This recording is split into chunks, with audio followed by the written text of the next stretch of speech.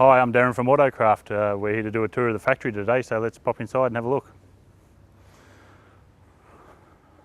This is Rod's Lexus. It's in for some suspension modifications, and with this particular car we changed the steering rack bushings to improve the feedback through the wheel and improve the amount of torque steer with all-wheel drive when the car's lifted.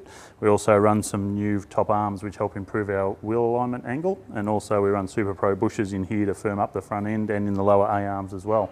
And with those fitted and the wheel alignment correct, it stops the wheel moving backwards and forwards as far as you get with the soft factory bushings, and stops outer edge tyre wear and similar problems with this car.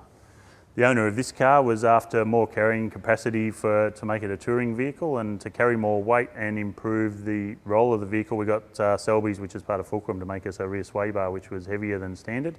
We've gone to 30mm, which has improved the body roll in the rear, but now we're finding that it's starting to wear the outer edge of the front tyres and tends to understeer a little bit.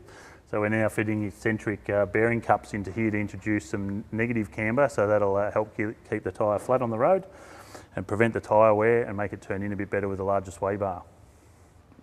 Also, when we do a suspension lift on these, the diff is mounted to two bushes just here, and we use some Super Pro eccentric bushes to help realign the caster, which is our kingpin angle from here, so that at the new ride height the kingpin angle is back where it should be, and these bearings will just help us get the camber back to something improved for the larger tyres and the bigger sway bar. The customer of this car, Dan, he brought it into us last week. It was leaf sprung when it arrived, and he was after better comfort and handling and decided coil spring option for the rear was what he was after. So he sourced a chassis from a Toyota wagon, and we actually took the rear section out of it, made it fit into this existing chassis rail and converted it to coils with long travel shock absorbers. And we made the bottom arms longer to improve the squat in the rear with the top and rear bottom arm angle. And we're also introducing Super Pro bushings into the arms and the panhard rod to get better handling from the vehicle and tie the back end in place with the amount of power that these V8 diesels produce. The owner of this car, Peter, has got us to upgrade the engine in this car, so we're now around 350 kilowatts and 990 newton meters at the wheels.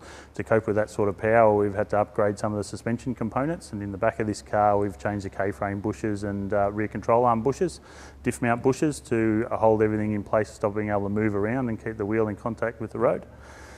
On the other parts of the suspension are Bilstein strut side bark coils. We've got some Selby sway bars, which is part of Fulcrum now, and they were able to get a custom job for the front and rear for us to suit the new ride height and get the car to handle and stop wearing the tyres on the outside, which this model can be prone to.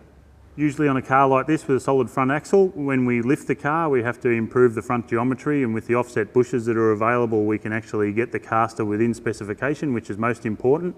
If you don't do that, you'll end up with a car that has front wheels like a bad shopping trolley, and they'll just wobble once you get to a set speed on the road or a bump will set it off.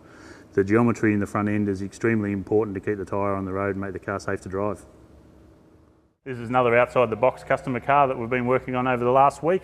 We've been able to add our Slinky long travel 3-inch suspension kit into this car with extended sway brackets.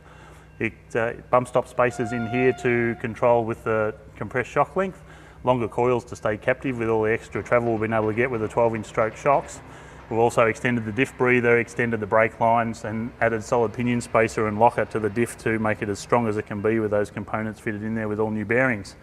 Thanks for coming to AutoCraft today to do a factory tour with us and see what we get up to down here. It's time for me to get some work done and get some cars delivered for customers this afternoon, so I look forward to seeing you again soon.